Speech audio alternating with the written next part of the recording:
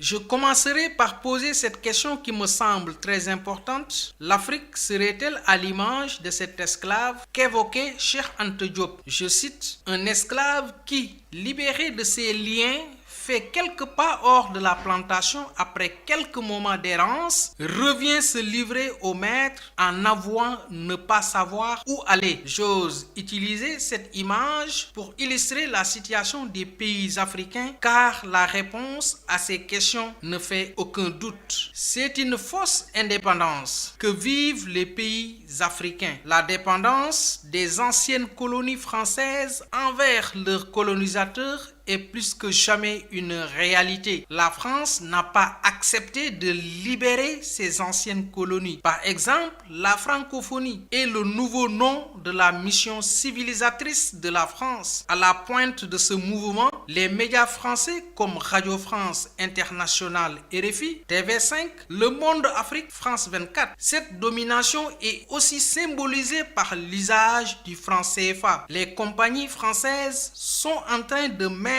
en coupe réglée notre économie. Et cette mainmise française se fait avec la complicité de nos dirigeants. Actuellement, les intérêts de la France sont bien privilégiés au détriment des intérêts sénégalais. Si on se rappelle, la France était un pays en déclin et a finalement réussi à se refaire. D'ailleurs, les présidents Chirac et Mitterrand avaient reconnu cela en déclarant que sans l'Afrique, la France n'aurait pas d'histoire au XXe siècle et qu'elle serait une puissance moyenne. Mais si cette œuvre de recolonisation a pu prospérer, c'est aussi parce que la France a utilisé des moyens colossaux pour défendre cette langue. Pour faire face à cette lame de fond, on doit prôner l'usage des langues nationales qui sont très riches. La promotion de ces langues africaines est l'acte la plus révolutionnaire.